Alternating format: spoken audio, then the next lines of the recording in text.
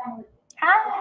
Hi, everybody. We're back because, well, we just love imparting knowledge to everybody. So, Ashley, I'm going to let you kick this one off today. Okay, so today we're going to be going over what is actually covered in a flood policy. So there are two basic coverages under a flood insurance policy: building and contents coverage. Building coverage would cover any flood damage to the building and its foundation.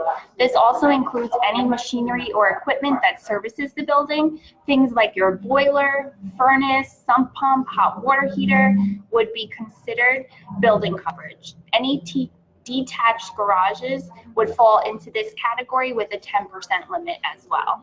Not to exceed the $250,000 or whatever the face value is on your building coverage within the flood policy itself. Now we have things like refrigerators, stoves, central air conditioning, permanently installed cabinets, carpets, or built-in appliances that would also be covered under your building coverage. There are some stipulations to this, however. For example, a carpet's not going to be covered in a basement, nor would cabinets or a refrigerator. Contents covers your personal property in the home, such as clothing, furniture, electronics, things along those natures. If you can flip the house upside down after you take the roof off, whatever you shake out and lands on your front yard, that's generally considered contents coverage. Things like your washers, dryers, food freezers, portable AC units, they also fall into this category. However, washers, dryers, food freezers, and their food, not refrigerators, just the food freezers and their food, and portable window air conditioning units will be covered in a basement in the event of a flood loss. Coverage is limited in basements regardless of what zone you were located in. There are, however, some private market carriers that will offer coverage in the basement as well as replacement costs on the contents. Not only that, some private market carriers will also offer additional living expense, which is not offered or covered on a FEMA flood policy.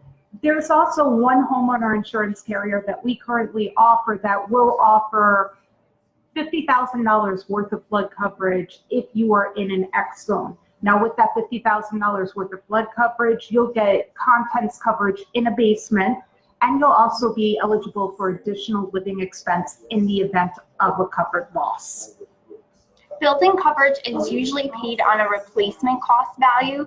However, the building must be a single-family dwelling, be your primary house, and your building coverage is insured to at least 80% of its replacement cost, or the maximum of $250,000. Personal property is always valued at actual cash value. And actual cash value is replacement cost minus depreciation.